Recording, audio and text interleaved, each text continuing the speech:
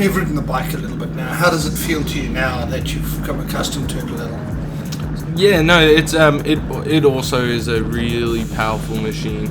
Like some of the other bikes that we've ridden, it's just amazing how much power it has. But there are some things that I dislike. So what didn't you like on the bike, Storm? I didn't like the feeling that I'm leaning right on my wrists.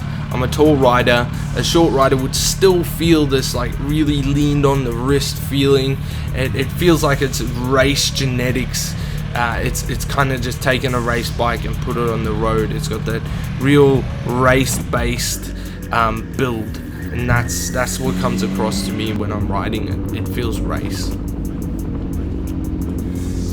Storm, you mentioned it, the race base. The race base does it come at any peril?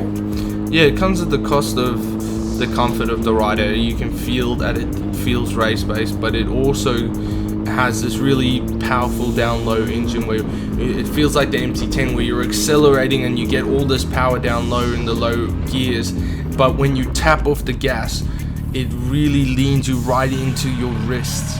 I'll show you in a second where when I accelerate how it bucks, and it kind of looks like you're hitting the brakes, but it's just the engine slowing you down.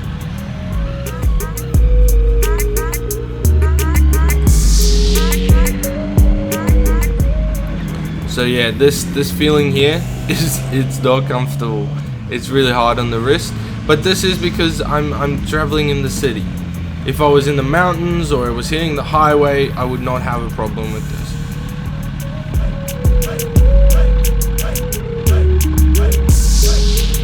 Now, compared to the other sports bikes, the ergonomics of the tech and the controls on the bike, I thought that the R1 would be very similar to the MT10. It really isn't. It's got a different tachometer, and the controls are positioned differently. It's quite intimidating, but it doesn't have nearly as much stuff as what the ZX10 had, and it's really interesting on how you change from being on the ZX10 to the R1. It's really different kind of riding style.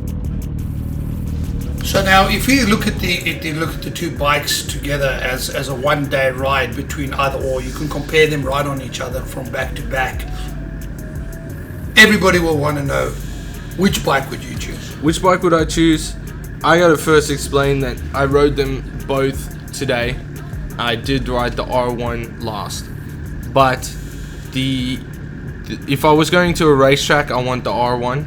If I was going to ride every day, I want the ZX10. It's way more comfortable. Fantastic, my boy.